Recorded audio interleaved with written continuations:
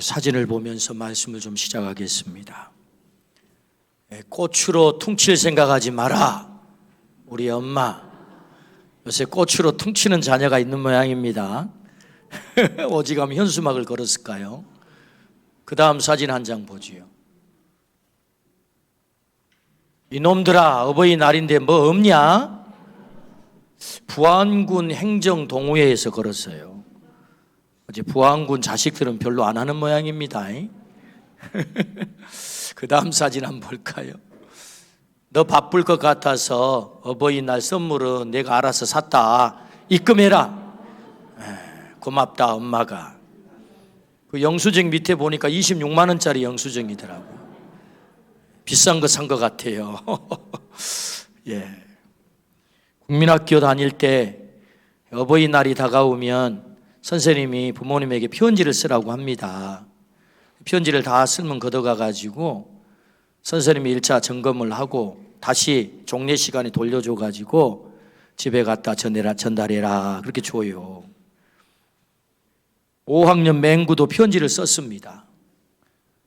종례 시간에 선생님이 편지를 들고 들어와가지고 맹구 이리 나와. 네가 한번 읽어봐. 편지가 딱 2줄이에요. 부모님 전상서, 부모님 저를 낳고 길러주셔서 감사합니다. 자세한 이야기는 집에 가서 말씀드리겠습니다. 이상 끝. 자세한 이야기는 집에 가서 말씀드린대요.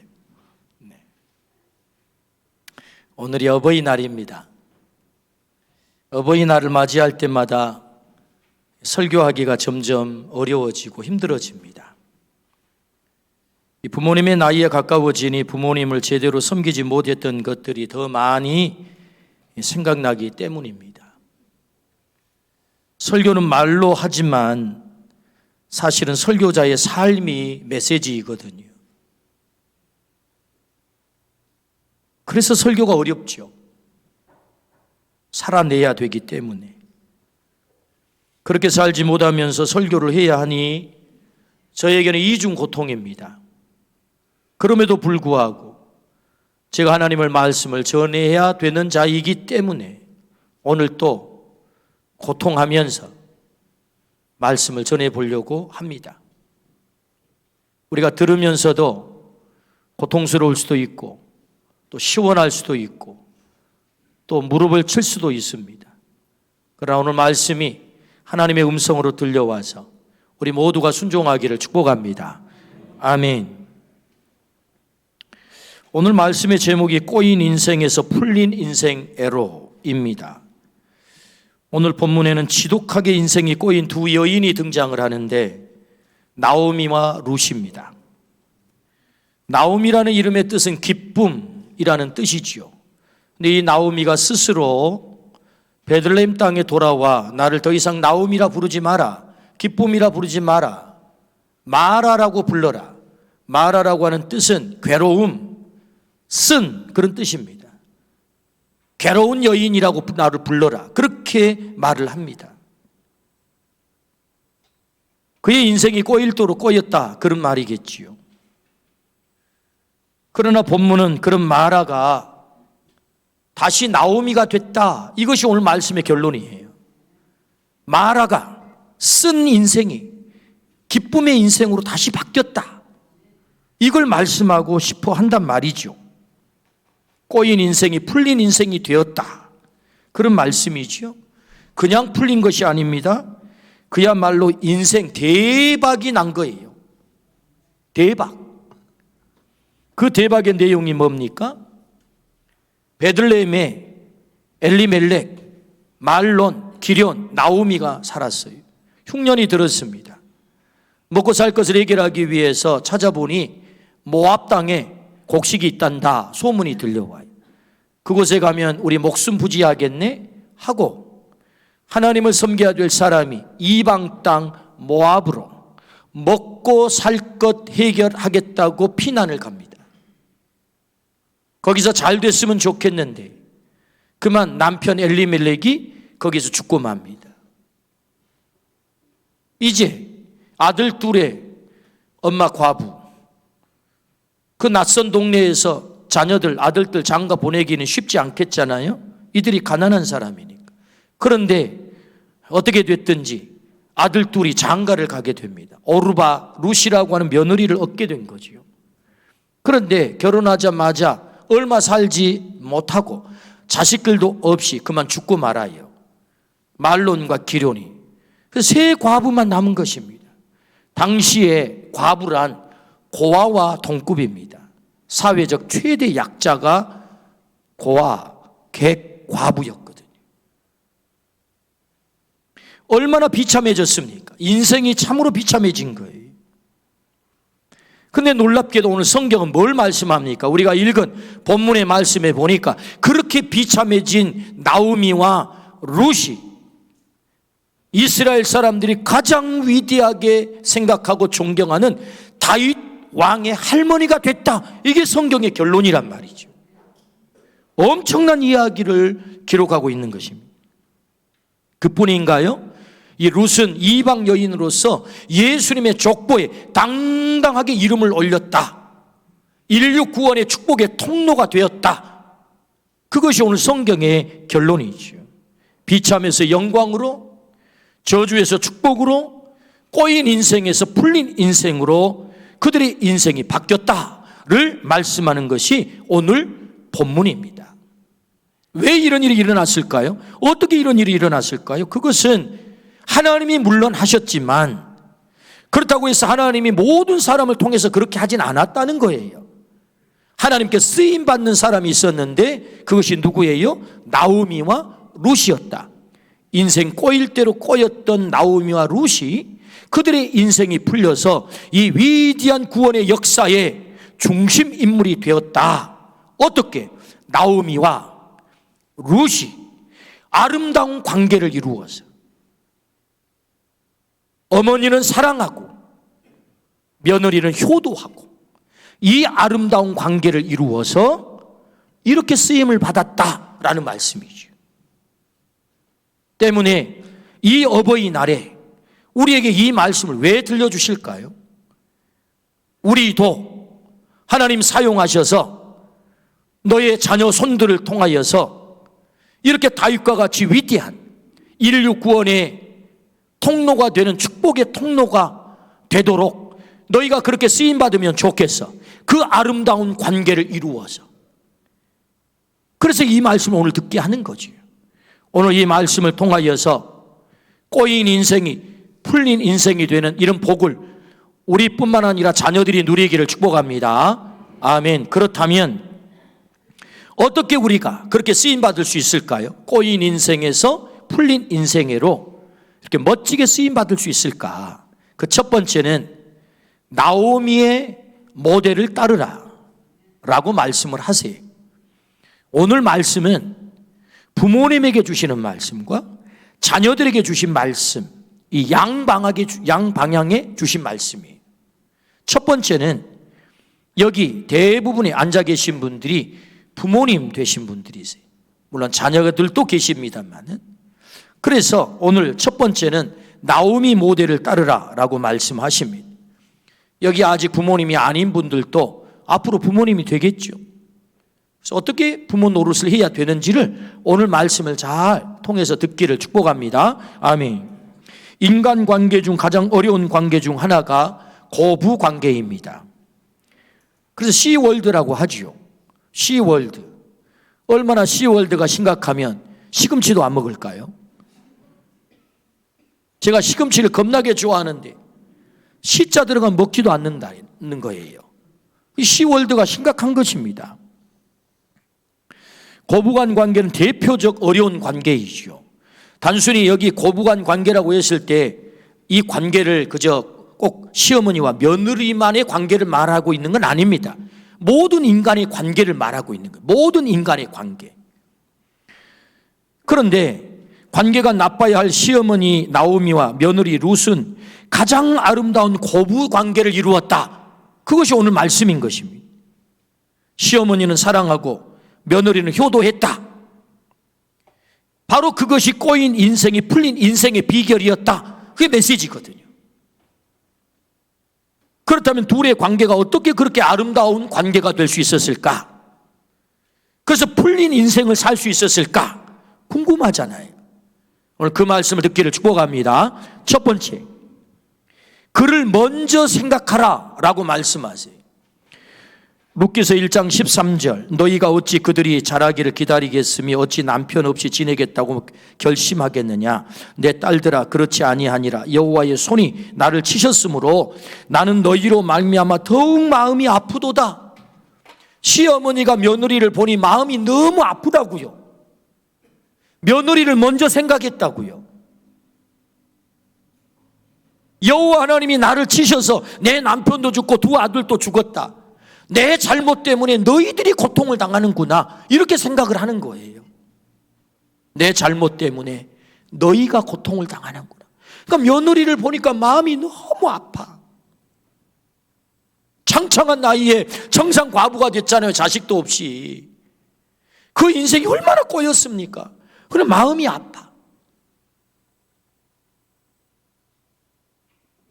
15절에 나오미가 또 이르되 보라, 내 동서는 그의 백성과 그의 신들에게로 돌아가나니 너도 너의 동서를 따라 돌아가라. 그래서 며느리를 생각하는 이 시어머니가, 루사, 나 따라가 봐야 아무 소망 없다. 네 인생 다시 출발하기에 충분한 나이야. 너 창창한 나이인데 가서 멋진 신랑 만나 멋진 가정 이루어야지. 떠나가라. 이렇게 말을 하는 거예요. 그러니까 시어머니가 며느리를 먼저 생각했다고요. 며느리 입장에서. 인간관계는 언제나 일방은 없습니다. 인간관계는 언제나 일방은 없다고요.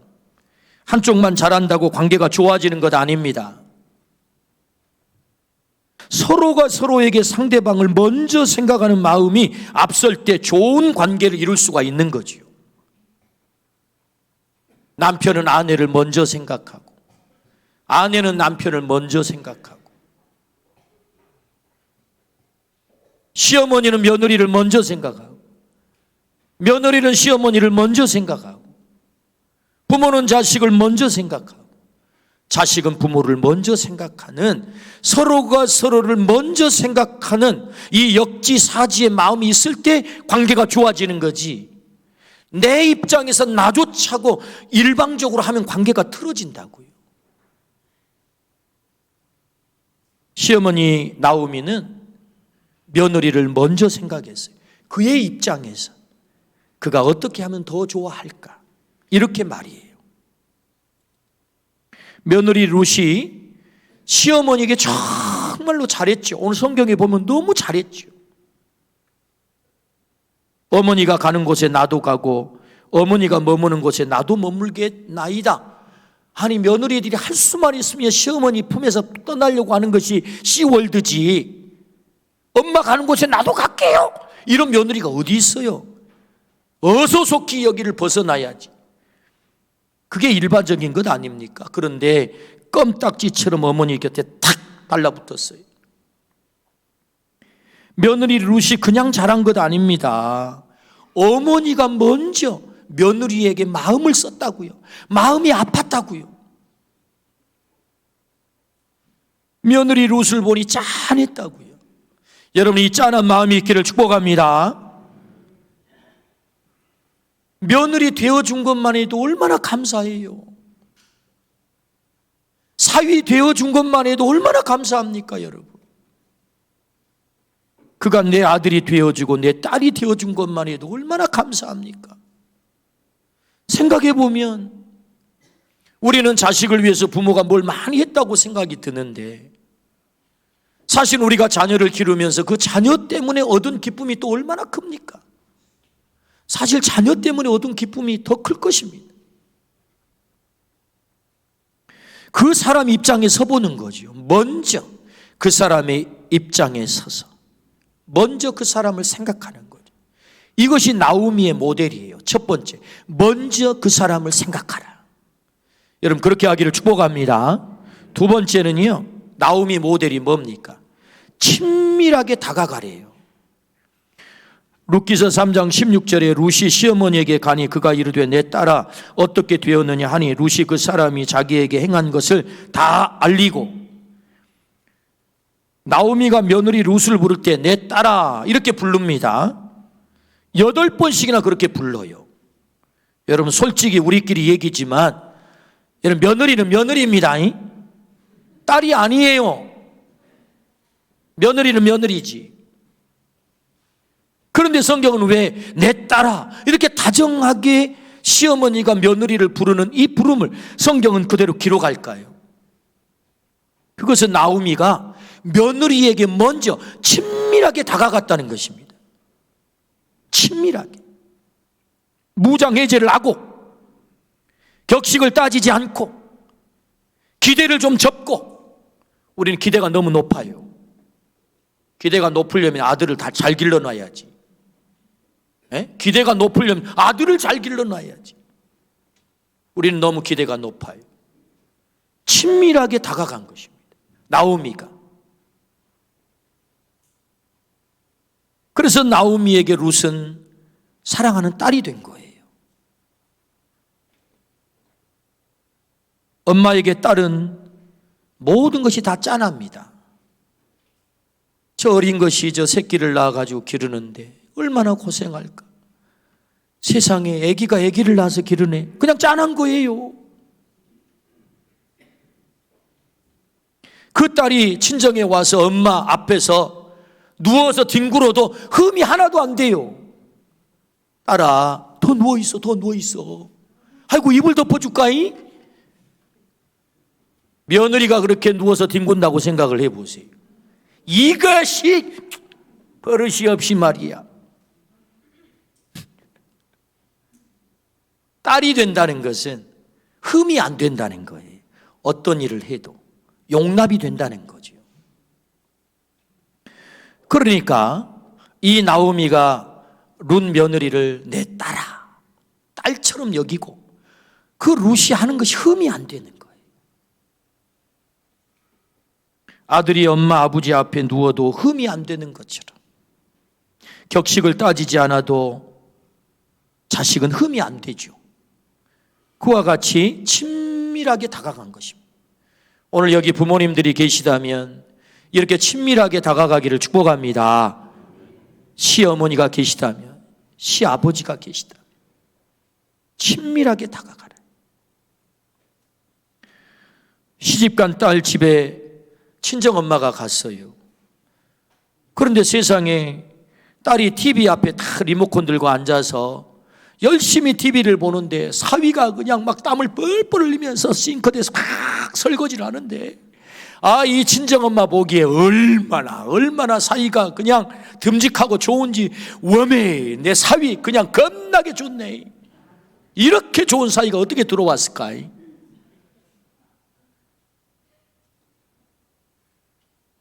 이 엄마가 아들 집에 갔습니다. 세상에 며느리가 TV 앞에 앉아가지고 리모컨 들고 까딱까딱 하면서 이리 채널 틀고 저리 채널 트는데 아들놈이란 놈이 좌우간 싱크대 앞에 앉아가 땀을 뻘뻘 흘리면서 설거지를 하는 거예요. 도저히 용납이 안 돼. 왜 용납이 안 됩니까? 딸은 용납이 되고 며느리는 용납이 안 됩니까? 왜 용납이 안 됩니까?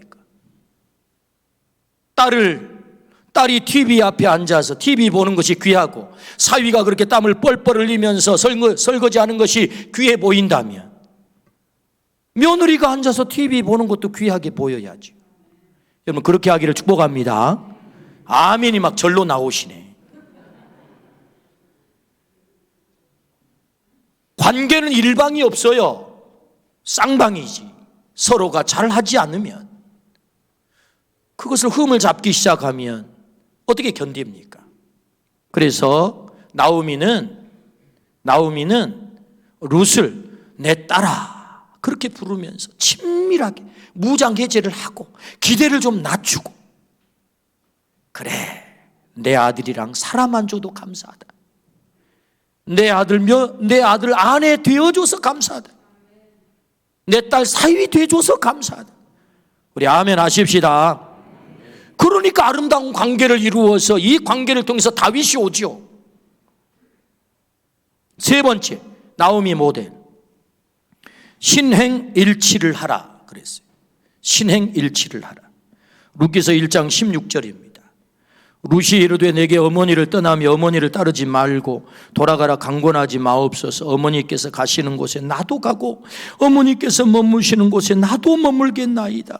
어머니의 백성이 나의 백성이 되고 어머니 하나님이 나의 하나님이 되시리니. 굉장한 고백을 하고 있어요. 여러분 생각을 해봐요. 건강한 남녀가 결혼하면 1년 안에 애가 생깁니다. 맞죠? 맞습니다. 특수한 경우 외에는. 근데 결혼을 했는데 애가 없이 죽었어. 다시 말하면 결혼 그 기간이 짧았다 그 말입니다.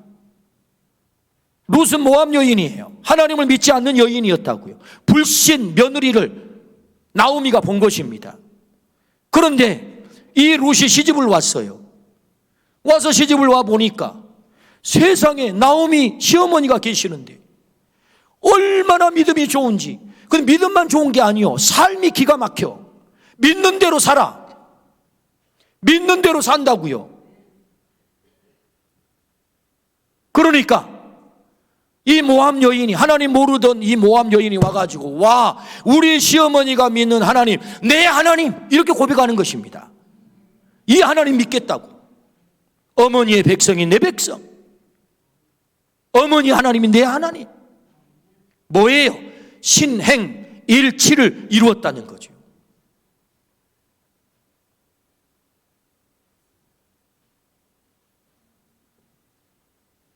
참으로 어려운 얘기입니다.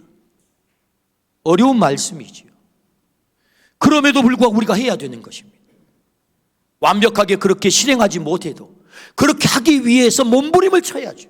아들아, 딸아, 며느리야, 내가 이렇게 완벽하게 살지를 못하지만 이렇게 살아보려고 몸부림은 치고 있어.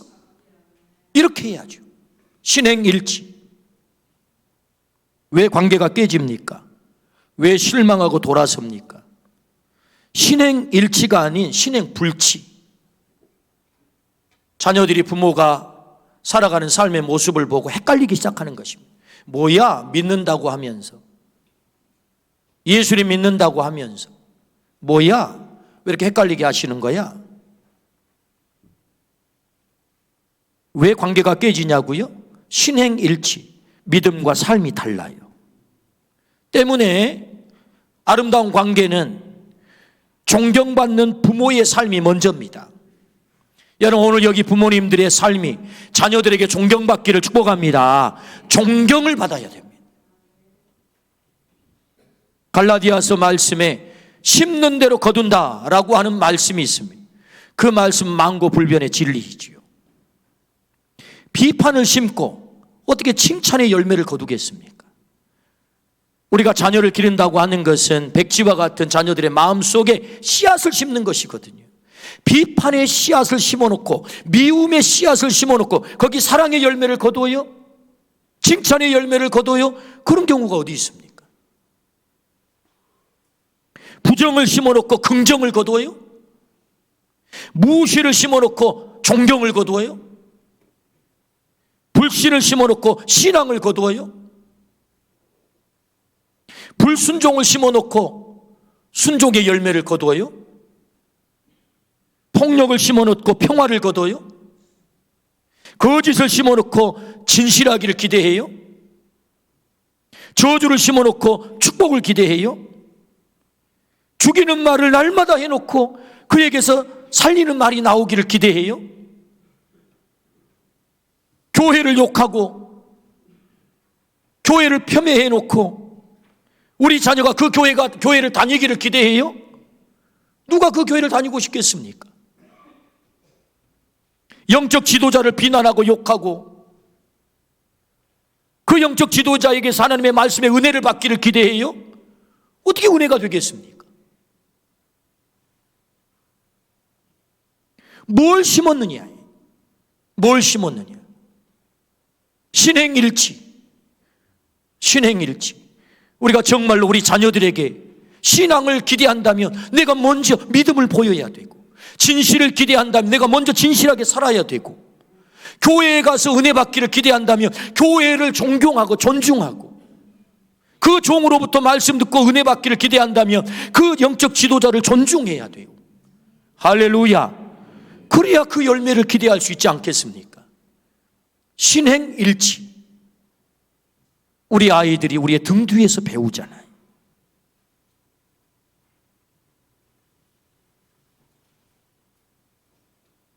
신행일치를 하지 않는 부모님을 보면서 자녀들은 그런 하나님 안 믿겠어요 라고 얘기한다면 얼마나 가슴 아픈 얘기 되겠습니까? 룻은 나오미의 신행일치를 보았던 거지요. 어머니의 하나님이 나의 하나님, 이렇게 고백한 것입니다. 그러므로 이 신행일치가 아름다운 관계를 만들고 그 아름다운 관계를 통하여서 하나님은 하나님의 축복의 통로로서 다윗의 할머니가 되게 만들고 예수님의 할머니가 되게 만든다. 할렐루야. 이런 삶이 우리에게 있기를 주의 이름으로 축원합니다. 아멘. 두 번째, 큰 두 번째, 룻의 모델을 따르라. 그럼 룻의 모델은 뭐지요? 우리 자녀들에게 주신 말씀입니다. 첫 번째는 붙쫓으라 라고 말씀하셨어요. 룻기서 1장 14절입니다. 그들이 소리를 높여 다시 울더니 오르바는 그의 시어머니에게 입 맞추되 룻은 그를 붙쫓았더라. 이게 붙쫓다라는 말은 다바크라고 합니다. 다바크. 그 뜻은 굳게 결합하다, 붙들고 늘어지다, 절대로 어머니를 떠나지 않겠어요, 그런 말이거든요. 함께 있겠다는 것입니다. 함께 있겠다, 어머니를 떠나지 않겠다, 홀로 내버려 두지 않겠다.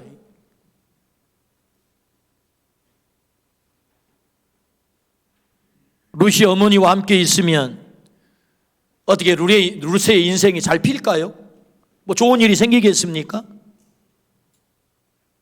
무슨 좋은 일이 보겠어요? 자식도 없이 청산과부가 되었으니 이 시어머니를 붙쫓으면 소망이 없어요. 떠나야지. 이 시어머니를 버려야지. 소망이 있는 거지. 오히려 자기 인생 괴로워지는 것입니다. 짐이 지워지는 거라고요.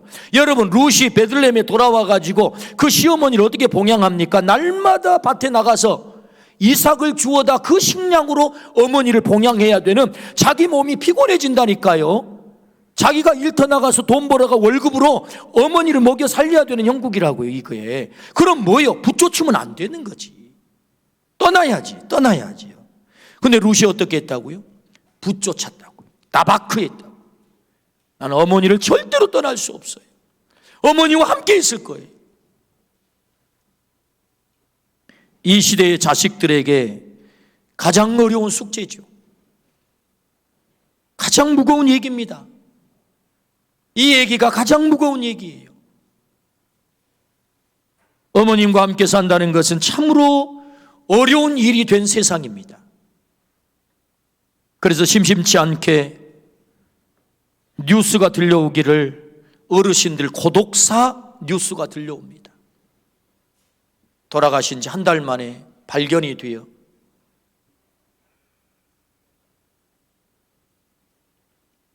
그 시신을 발견했다. 이 시대 우리의 부모는 왜 홀로 지내다 외로워져 죽는 그런 시대가 되었습니다. 그러나 기억하십시오. 어머니를 붙쫓았을 때 룻의 인생이 깊은 나락으로 떨어졌습니까? 더 꼬였습니까? 그렇지 않잖아요. 붙쫓았을 때 다윗의 할머니가 됐다니까요. 인생이 풀렸다니까요. 어려움은 있었겠죠. 그러나 다윗의 할머니가 됐다고. 인생의 반전이 일어났다고. 상상할 수 없는 복을 받은 거지요. 그래서 성경은 약속하잖아요. 내 부모를 공경하라. 약속 있는 첫 계명이니 네가 땅에서 잘되고 장수하리라. 근데 요새 혀가 짧은 유치원 아이들한테 이 말씀을 가르쳤는데, 내 부모를 공격하라 이랬더니, 내 부모를 공격하라. 아니, 공경하라고요. 공격하지 말고. 네가 땅에서 잘되고 장수하리라.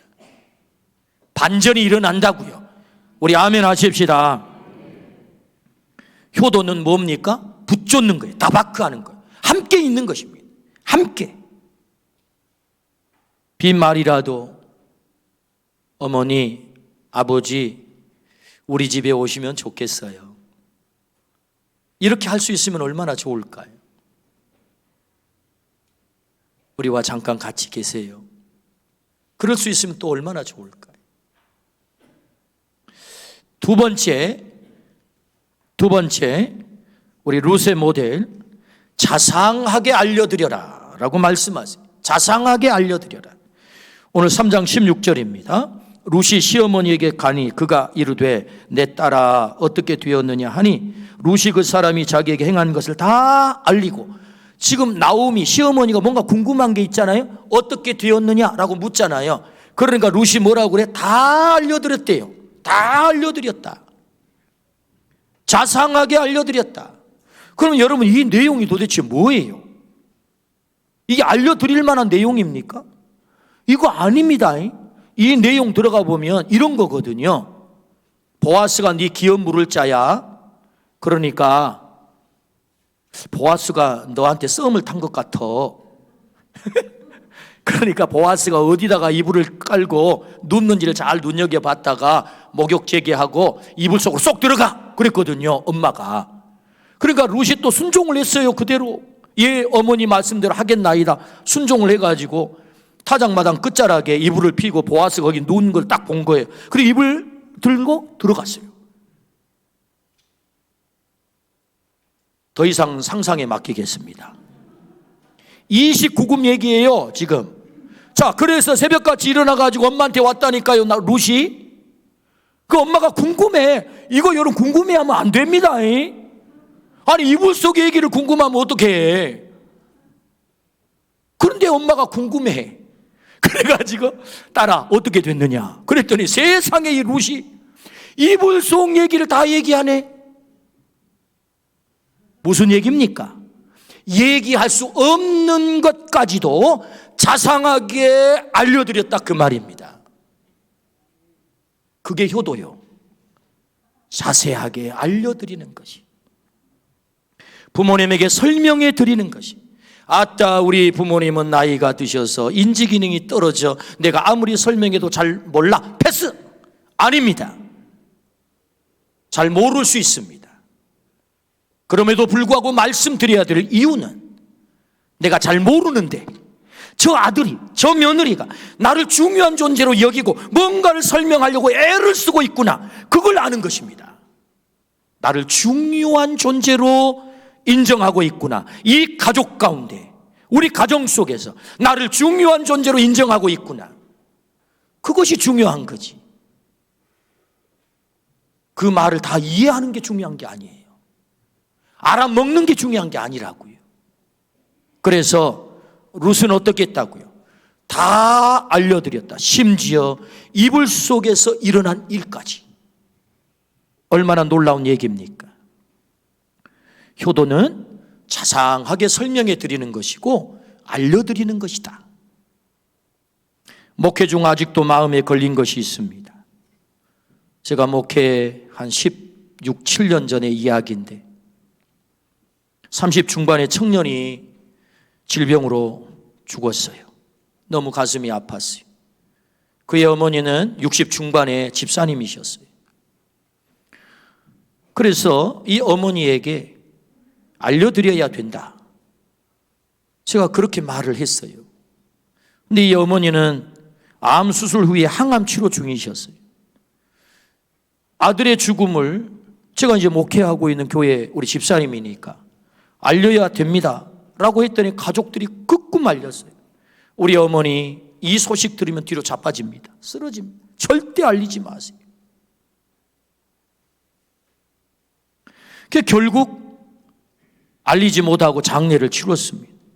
어머니는 항암 치료 1년 동안 치료 후에 안타깝게도 제가 1년 후에 다시 장례를 치르게 됐어요. 이 어머니가 돌아가셨어요.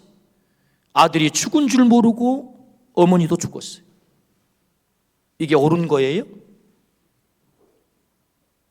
뒤로 자빠지기 때문에, 쓰러지기 때문에 절대로 알리지 마라, 말하지 마라. 이게 옳은 것입니까? 우리가 영적인 존재 아닌가요?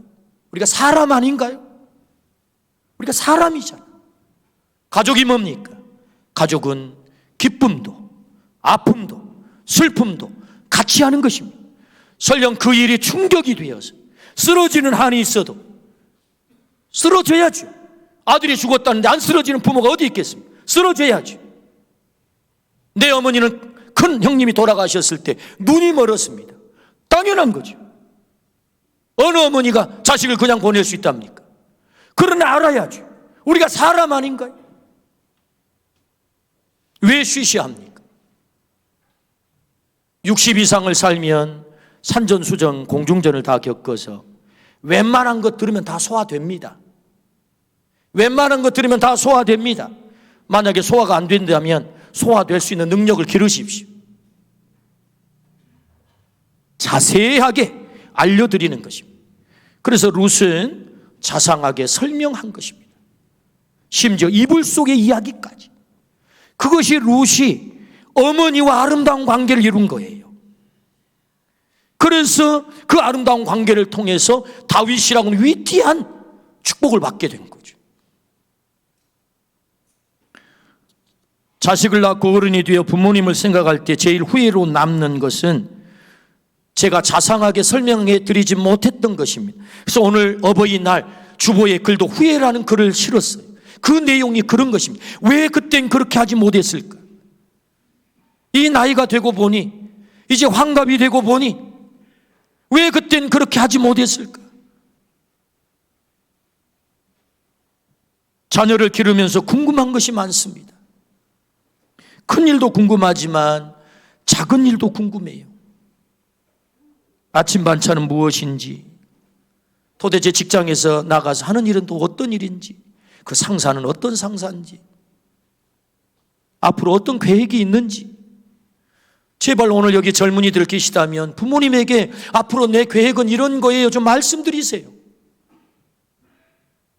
뭘 하려고 그러세요? 내 알아서 다 할 테니까. 그렇게 하지 마시고 제발. 월급은 얼마나 받는지. 여러분, 부모님에게 월급 말한다고 뭐 부모님이 월급 달라고 합니까? 달라고 안 합니다. 그런데 궁금합니다. 내 새끼는 어떻게 벌고 벌어서 먹고 사는가 궁금합니다. 왜요? 내 속으로 나서 내 열매잖아요. 그럼 열매를 좀 보여드려야 되는 것 아닙니까? 감사한 일은 무엇인지, 손자가 어린이집을 어떻게 다니는지, 또 손자는 어느 대학에 무슨 학과를 가려고 하는지 그 학과를 얘기하면 다 압니까? 뭐 국제 뭐 인터내셔널 무슨 과를 간단다 뭐 다 압니까? 몰라요. 그래도 설명해 드리세요. 다 궁금한 거거든요.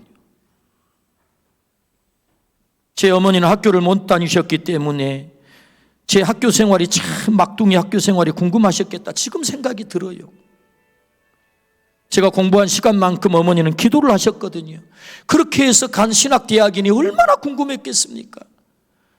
그런데 후회로 남는 것은 제가 자세하게 설명해 드리지 못했던 것이 그렇게 가슴이 아파요. 사진을 한 장 보겠습니다. 여러분 보지 말라고 글씨를 조그맣게 썼습니다. 사진만 보라고. 제가 읽어드리면 앞에 대목만 읽어드리면 이런 것입니다. 알림장 내용. 서윤이와 어린이날 잘 보내셨을까요? 이불과 가방이 바뀌는 바람에 번거롭게 해드렸어요. 서윤이 아빠와 기분 좋게 등원해서 친구들과 인사 나누고 오전 간식으로 차조죽을 맛있게 먹었어요. 오늘은 희원이 생일 잔치가 있었어요. 원장님과 함께 희원이의 축복 기도도 드리고 생일 축하 노래도 불러주었어요. 이상 중략, 생략. 이 무슨 얘기냐면 매일 제 카톡에 이런 사진이 와요. 누가 보내느냐? 우리 며느리가 나한테 보내와요. 이게 뭐냐? 제 손녀딸이 어린이집을 갔어요. 근데 선생님이 하루 동향을 다 살핀 다음에 부모님에게 이 내용을 써가지고 다 카톡으로 보내주는데 자기만 보고 말면 괜찮죠. 자기만 보고 말면 되지. 뭘 이걸 시아버지한테 보내줘요. 그런데 이 며느리가 이걸 매일 보내줘. 근데 여러분 신기한 것은 이걸 보면 속이 시원합니다. 매일 제가 이걸 보면서 깊은 깨달음을 얻었어요. 내 어머니는 내 아버지는 얼마나 궁금했을까? 근데 왜 나는 그렇게 그때 하지 못했을까? 룻은 자세하게 알려드렸습니다. 여러분 자세하게 알려드리세요. 자상하게 설명해 드리세요. 이렇게 할 거라고. 그것이 효도입니다. 그래서 아름다운 관계를 이룬 거죠. 그 아름다운 관계를 통해서 꼬인 인생이 풀린 인생, 다윗의 할머니가 되고 예수님의 족보에 그 이름이 당당하게 기록된 것입니다.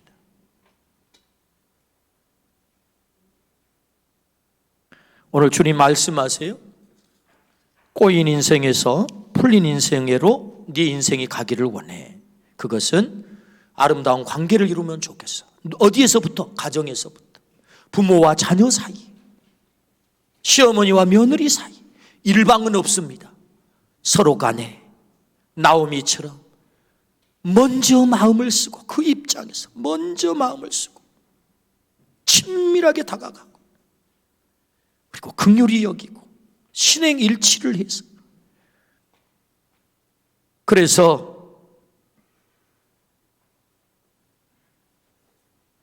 어머니가 가는 곳에 나도 가겠나이다. 다바크, 붙조차 자세하게 설명을 드릴 때 하나님은 우리의 인생 앞길 뿐만 아니라 우리의 자녀들까지 놀라운 일들이 일어날 줄로 믿습니다. 아멘.